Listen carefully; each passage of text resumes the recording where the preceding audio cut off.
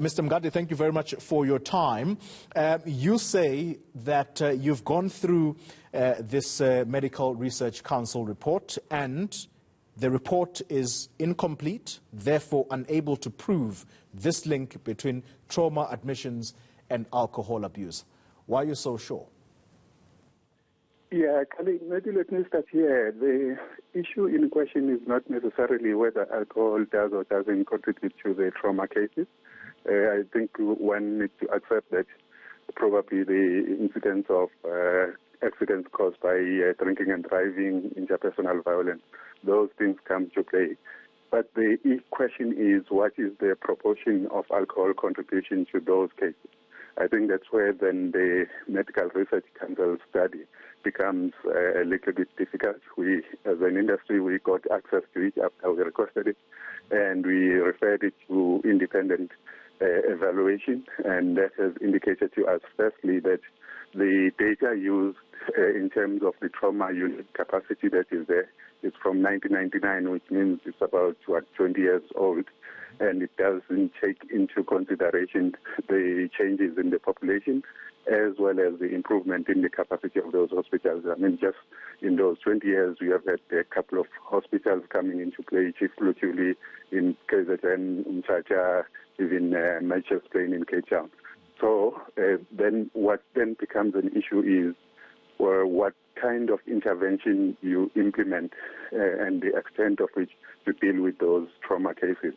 Do you go for the full-on ban, as South African government has done, or do you apply some restriction considering that there are other factors that are coming into play in terms of your trauma cases? I'll be interested to know what your thoughts are when you say apply some restrictions.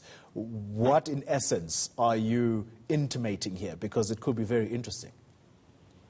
Yes, I mean, we have said in responding to the problem of COVID-19, we will look at experiences of other countries in terms of what they have done. Yeah, I'll tell you now that South Africa only compares to Sri Lanka as countries that have banned alcohol sales altogether in all channels. Well, the others are Lesotho and Swaziland, which are very much linked to South Africa in terms of alcohol taxation. So all other countries have not applied the approach that South Africa is taking, but they have seen a decline in trauma cases.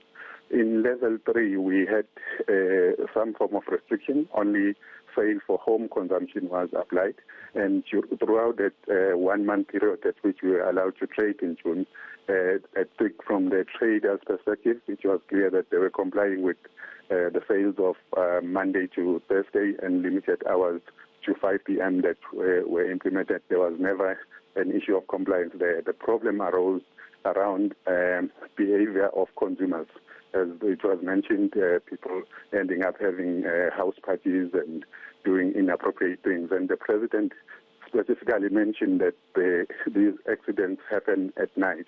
So our view is if you apply a curfew and alcohol ban, you are then not able to identify which of the two is contributing the most in the decline that we are witnessing now. But also on the other side, we looked specifically on Baragwanath. There was a 48% decrease when the lockdown started in April, level 5. But in May, level 4, with the economic activity happening, alcohol absent, there was a 30% increase in Baragwanath in terms of trauma admission. The same data indicates the same thing when we look at the number of unnatural deaths as recorded by the Home Affairs. So what's your suggestion to government then? Because my understanding is that you are still engaging government to try and undo the ban. I think the government needs to consider balance two things. Yes, we do need to open capacity as much as possible at the hospital level and make sure that people who are sick are able to be attended to efficiently. But on the other side, it's a real economic crisis that we are creating. The value chain of this industry is around about 1 million jobs that are supported by the industry. We contribute about 3% of South Africa's GDP, and the extent of the economic impact is very dire, and that's why we have even asked SARS and the Ministry of Finance to consider deferring or delaying the payment of 5 billion rand excise tax that we need to pay until we are able to trade to a certain extent. All right. Thank you very much for your time. Sibande Mngadi speaking for the South African Liquor Board or Liquor Brand Owners Association.